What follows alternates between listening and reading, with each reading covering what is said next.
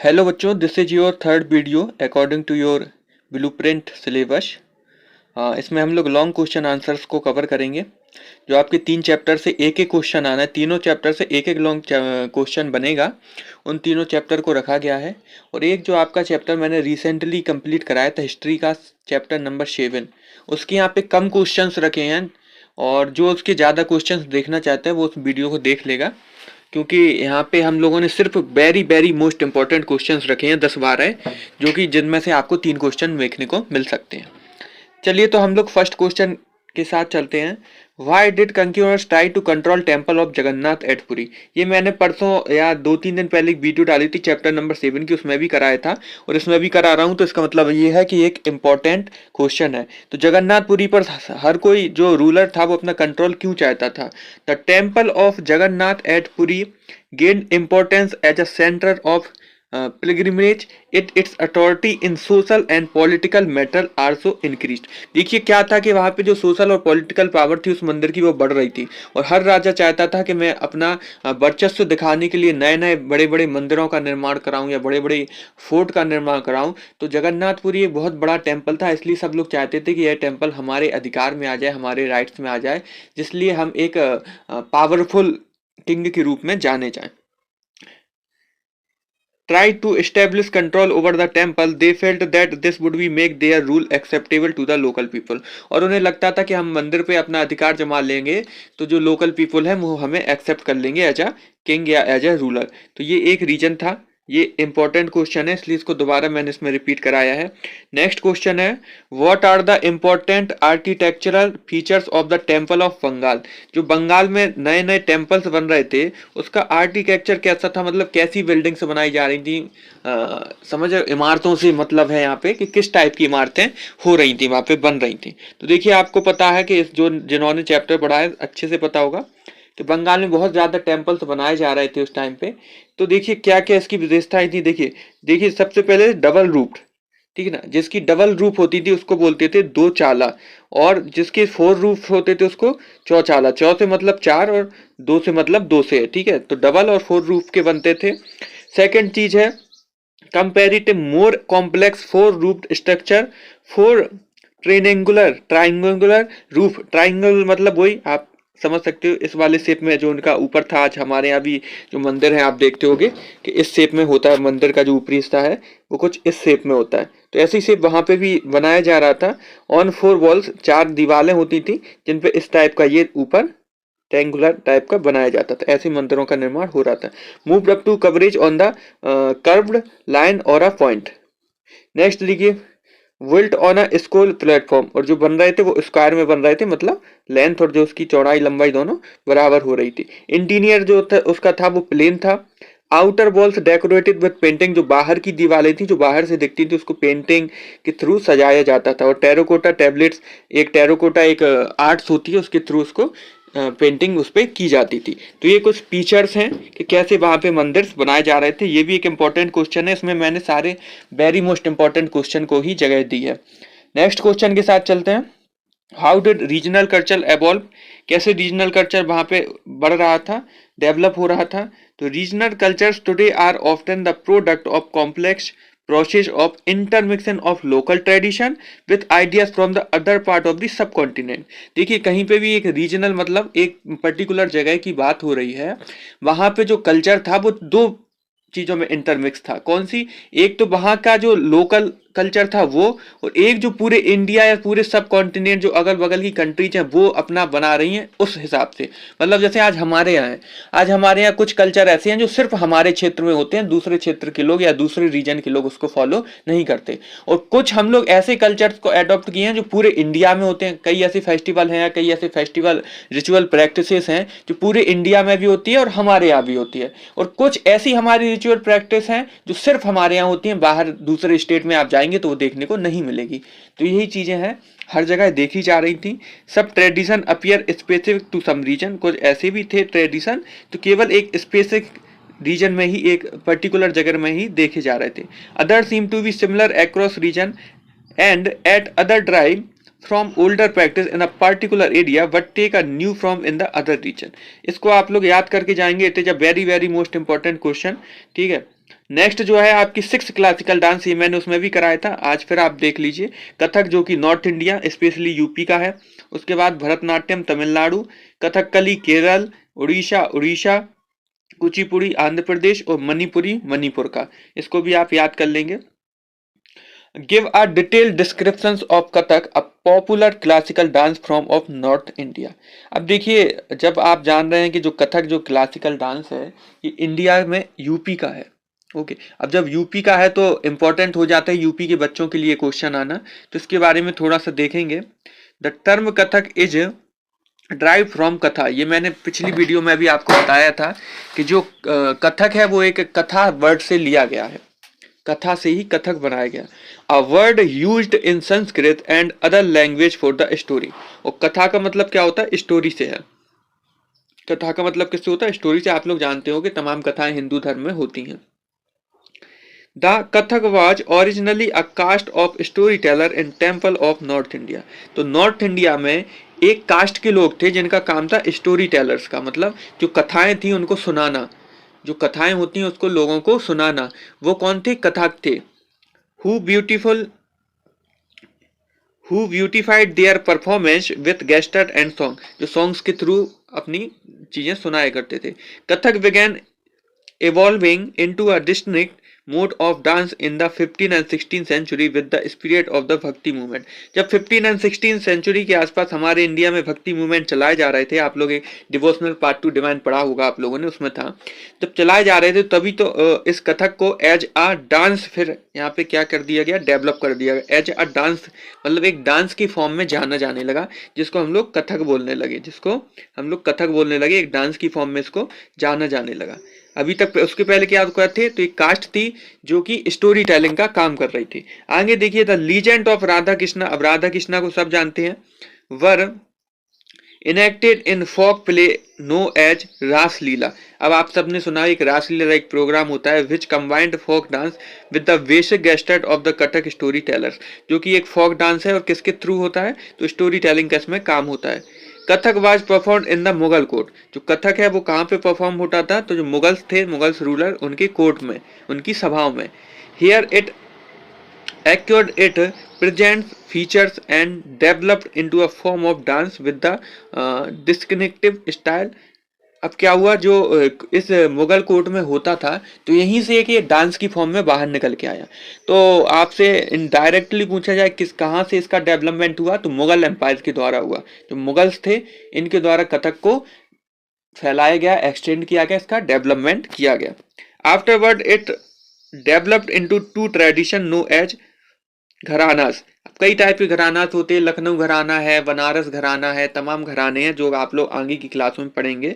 तो फिर ये कैसे टू ट्रेडिशंस आए? एक तो आए घरानास के, one of the court of the Rajasthan Jaipur and the other in Lucknow. यहाँ पे आपको 3 बताए गए, राजस्थान घराना, जयपुर घराना, लखनऊ घराना, और भी यहाँ बनारस घराना, तमाम घराने हैं। Kathak grew into a major art form only under the patronage of Wajid Ali Shah, the last Nawab of Awadh.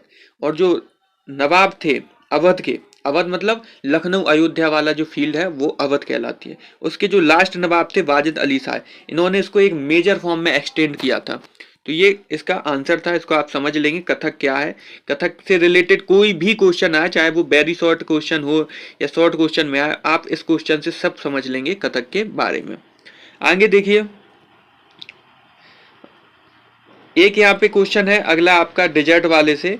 Question यहाँ पे ऐड नहीं है। क्वेश्चन ये है कि जो हमारे रेन फॉरेस्ट है ये धीरे धीरे खत्म हो रहे हैं, डिक्लाइन हो रहे हैं, ऐसा क्यों हो रहा है?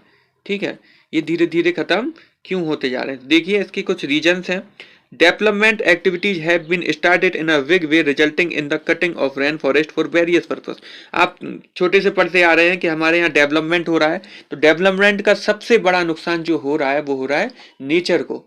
लगातार हम पेड़ों को काट रहे हैं, लगातार जो हमारी नेचुरल चीजें हैं उनको हम नष्ट करते जा रहे हैं। तो पहला रीजन वही दिया है कि जो डेवलपमेंट एक्टिविटीज हो रही हैं बड़े लार्ज वे में, उससे क्या नुकसान हो रहा है कि resulting in the cutting of rain forest various purpose. इसके लिए हम जो फॉरेस्ट है उनको लगातार काट रहे हैं। देखिए, the indigenous population has been pushed out who practised conversation activities of forest and wild life. Next देखिए, industries are being set up for clearing the forest. ये सब आपको समझ में आ रहे होंगे कि इंडस्ट्री लगा रहे हैं तो फॉरेस्टों को हम लोग काटते जा रहे हैं। Lumbering has developed, topsoil is washed away during the rains. और जो हमारी टॉप सॉइल है, जो ऊपर की सॉइल होती है, वो लगातार बारिश से क्या होती जा रही, बह जाती है, धुल जाती है, उसका अपर्दन हो जाता है ना। हिंदी में एक वर्ड आता है अपर्दन, मतलब इरोजन हो जाता है। लस green forest turn into a barren land. और जो अच्छे अच्छे ग्रीन फॉरेस्ट है वो एक बैरन लैंड मतलब बंजर भूमि में जो किसी काम की ना हो, उसमें बदलते जा रहे हैं।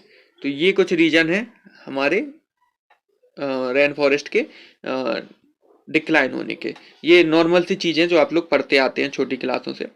देखिए, जो इम्पोर्टेंट क्वेश्चन है वो है कि what is the main activity of the people of the Ganga Brahmaputra basin, give and account of it. देखिए, आज के चैप्टर में दो बताए गए थे, एक तो अमेजोन बताया गया था, अमेजोन बेसिन, और एक गंगा ब्रह्मपुत्र। ठीक है ना, एक कौन सा था, गंगा ब्रह्मपुत्र। तो ये दो रीजन आपको पढ़ने हैं।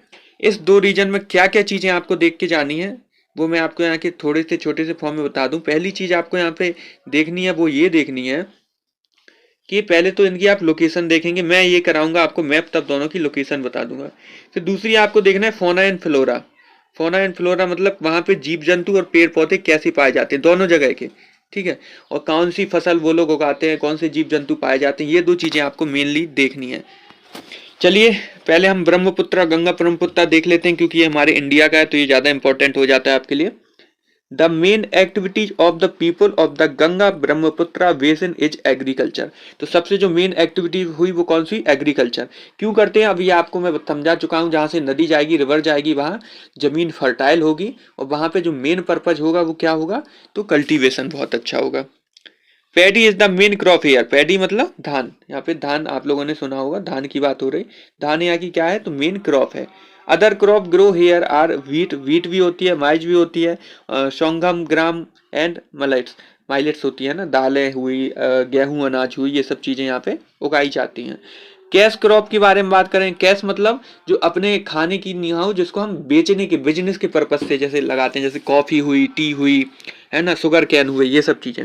तो यहाँ पे कौन सी होती है, शुगर कैन होता है, जूट, जूट कपड़े बनाने के लिए इस्तेमाल करते हैं, यहाँ पे होते हैं। इसके अलावा जो बनाना का प्लांटेशन है वो भी हम गंगा ब्रह्मपुत्र रीजन में देखने को मिलता है। In the West Bengal and Assam tea is grow in plantation. और जो वेस्ट बंगाल है और असम है वहां पे हम लोग देते हैं कि टी प्लांटेशन भी होता है, यानी टी भी लगाई जाती है, इसके भी बागान लगाए जाते हैं। Silk is produce through the cultivation of silk worm in part of Bihar and Assam. और बिहार और असम का जो पार्ट है वहां पे आपको सिल्क भी देखने को मिलती है। In the mountain and hills, और जिन एरिया में माउंटेन है, हिल्स है, उस एरिया में क्या मिलता है, where the slopes are gentle crop and gentle grow and terrace, वहां पे टेरेस फार्मिंग आपको देखने को मिलती है। तो it is a very important question कि गंगा ब्रह्मपुत्र रीजन के लोग कैसे सर्वाइव करते हैं, क्या करते हैं। लोकेशन मैं बता दूंगा आपको अभी जब मैप की क्लास दूंगा अगली क्लास में। How can you say that the life of the people of the Amazon basin is changing. ये बहुत इंपॉर्टेंट क्वेश्चन है इस चैप्टर का कि देखिए अमेजोन बेसिन में क्या होता है वो तो आप सब जानते हैं, लिख लेंगे, पर अमेजोन बेसिन की जो लाइफ है वो क्यों लगातार चेंज हो रही है, ये इंपॉर्टेंट क्वेश्चन है, क्योंकि ये करंट में आ जाती है बात। देखिए इसका answer, time is moving ahead very fast. आप सब जानते हैं कि जो टाइम है बहुत तेजी से निकल रहा है। This has resulted in change of the life style of the people everywhere. और इस बदलते टाइम के साथ हर जगह पे इंसानों की जो लाइफ है वो बदल रही है। आज आप देखेंगे तो आपके आसपास आज से 4 साल पहले पेड़ पौधे होंगे, आज वहां पे मकान बन गए हैं, जहां मकान थे वहां पे मार्केट खुल गए हैं। तो ये तमाम चीजें लाइफ में चेंज हो रही हैं।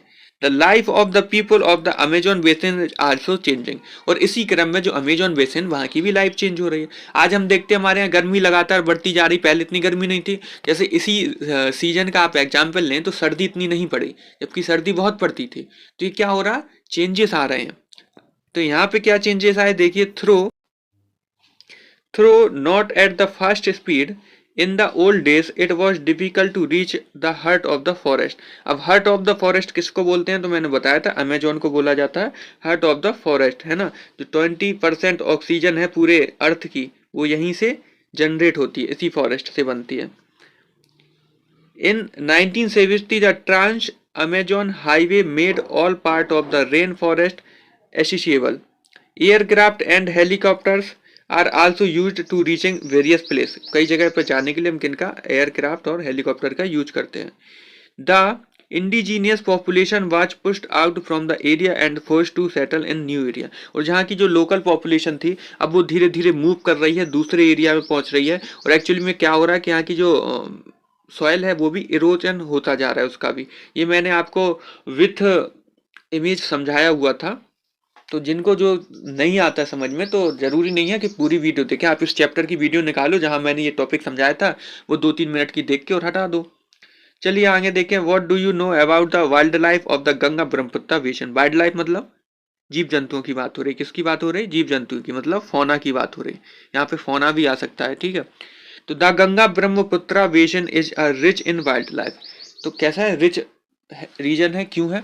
क्योंकि जहां भी आप देखेंगे बेसिन होगा वहां पे पेड़ पौधे और घने जंगल होंगे। जब घने जंगल और पेड़ पौधे होंगे तो डेफिनेटली वहां पे जो वाइल्ड लाइफ है वो भी पाई जाएगी। तो अब variety of animals are found hair.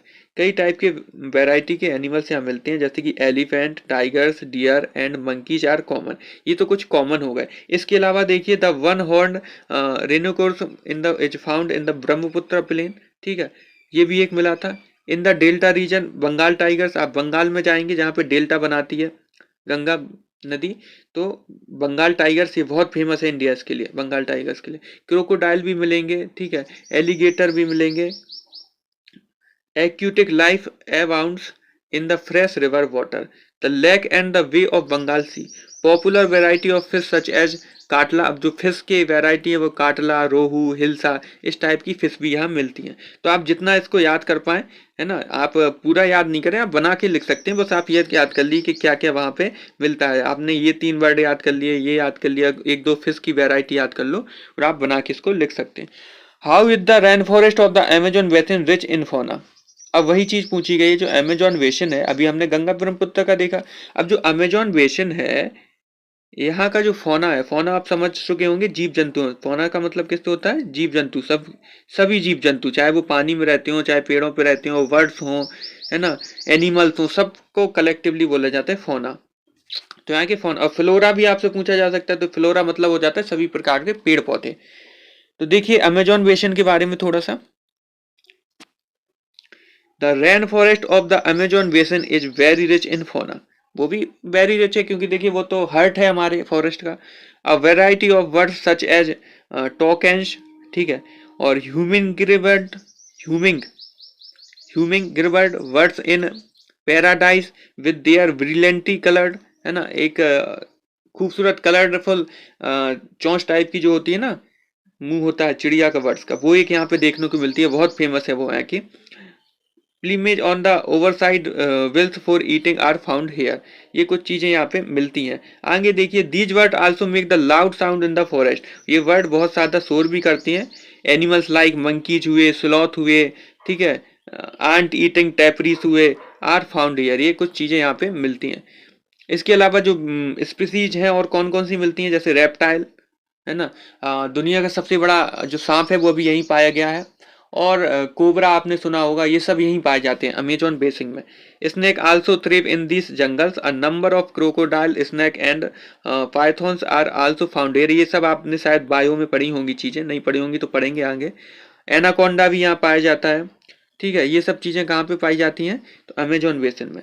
The basin is also home of thousand of species of insect. जो 1000 ऑफ स्पीसीज है उनका ये होम है, मतलब घर टाइप का ये जो बेसिन का एरिया है फॉरेस्ट वाला। सेवरल स्पीसीज ऑफ फिश की भी कई सारी स्पीसीज यहाँ पे पाई जाती हैं। तो ये सब आप याद रखेंगे। कुछ इंपॉर्टेंट नाम आप याद कर लेना जो आपको इजीली याद हो जाए, उसके बारे में आप लिखाना।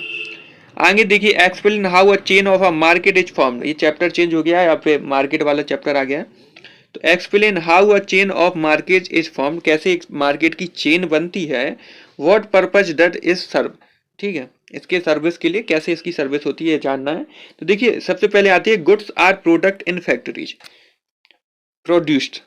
तो जो गुड हैं वो कहाँ प्रोड्यूस्ड होते हैं, कहाँ बनते हैं? तो फैक्ट्रीज में बनते हैं। आप जानते हो सामान कहाँ बनता है? फैक्ट्रीज में। Goods are also produce in farm. कुछ ऐसे भी सामान है जो फार्म में भी बनते हैं। एंड इन अ होम्स, और कुछ ऐसे भी हैं जो होम मेड होती हैं और घर में भी हम बनाते हैं। But we are not required to go to the factories और farm to buy goods of our need. पर हमें कोई चीज चाहिए है, कोई चीज खरीदने है, तो क्या हम किसी घर पे बनने वाली चीज हो तो घर पे तो जाते नहीं, या किसी फैक्ट्री में बन रही है तो हम उस फैक्ट्री में डायरेक्ट लेने नहीं जाते हैं, हम कहाँ जाते हैं, पास वाली दुकान पे। तो ये चेन समझना है कैसे काम करती है। Because the producer are not interested in selling us small quantity. अब मान लीजिए आप किसी फैक्ट्री में चले भी गए लेने, तो आपको मान लीजिए एक जीन्स लेना है और आप जीन्स की फैक्ट्री में जाके बोलते हैं मुझे एक जीन्स दीजिए, तो क्या फैक्ट्री का मालिक आपको एक जीन्स देगा? कभी नहीं देगा। The wholesale traders do this job. तो ये जॉब कौन करते हैं? होलसेलर। होलसेलर कैसे करते हैं अभी मैं आगे और आपको क्लियर करता हूँ। They are the people who come in between the producer and the final consumer. जो फाइनल कंज्यूमर मतलब हमें लेना है, और प्रोड्यूसर मतलब जिसकी फैक्ट्री है, उन दोनों के बीच एक चेन का काम करता है। They first buy goods in bulk. ये लोग बल्क में सामान खरीदते हैं। जैसे अभी ये फैक्ट्री जाएंगे, बोलेंगे मुझे 500 जीन्स दे दो, तो ये 500 जीन्स लेके आएंगे, फिर उसको एक एक करके हम लोगों को बेच देंगे, है ना। हम एक लेने जाएंगे तो नहीं मिलेगा। Then they sell these goods to retailers. अब रिटेलर्स कौन है? तो अभी मैं बताता हूँ। Who finally sell this to the consumer. एक यहाँ पे छोटी सी वो लगाई गई है, देखिए इससे समझिए। सबसे पहले जहाँ पे प्रोड्यूस होता है, कोई गुड्स बनती है, वो क्या है? फैक्ट्री। फैक्ट्री से आती है होलसेल में, मतलब ये गया और इसने कितने खरीद लिए? 1000 जीन्स। 1000 जीन्स इसने खरीद लिए। अब ये 1000 जीन्स पूरे बेच नहीं सकता, तो ये क्या करेगा? छोटे दुकानदारों को दे देता है। मान लो 200 दे दिए इसको, ऐसे ही 200 और लोगों को भी इसने दे दिए। अब रिटेलर किसको बोलेंगे? अगर मान लो इसने आगे जाके किसी को 50 दे दिए, तो ये रिटेलर नहीं है। रिटेलर्स का मीनिंग होता है, रिटेलर वो इंसान है जो लास्ट में कंज्यूमर को, मतलब कस्टमर को अपना सामान दे दे और फिर उसको आगे ना बेचे। मतलब आप किसी दुकान से सामान लेते हैं, उसको यूज करते हैं, तो दुकानदार आपके लिए रिटेलर का काम करेगा। मान लीजिए आप किसी दुकान पे गए, आपने सामान लिया और खरीद लिया और फिर उसको दूसरे को बेच दिया, तो फिर वो रिटेलर नहीं हुआ, आप वो रिटेलर बन गए। मतलब चेन को समझिए। सबसे पहले फैक्ट्री आएगी जहाँ बन रहा है, उसके बाद होलसेल में खरीदने वाला, उसके बाद रिटेलर मतलब जो टुकड़ों में एक एक पीस को उसको बेचता है, उसके बाद हम लोग जो उसको खरीदते हैं। ये ऐसे चेन काम करती है। इसको थोड़ा सा पढ़ भी लेते हैं जल्दी से। From the above instance, we come to the conclusion that from factories to the final consumer a chain is formed. तो फैक्ट्री से लेके फाइनल कंज्यूमर तक क्या बन रही है? एक चैन बन रही है। Which we may call a chain of market, जिसको हम चैन ऑफ मार्केट बोलते हैं। We can better understand and through the flow chart, जो कि दिया गया है। आप ये ही चार्ट बना के आएंगे, याद रखना, ये चार्ट बना के आएंगे। चार्ट और डायग्राम का बहुत इफेक्ट पड़ता है।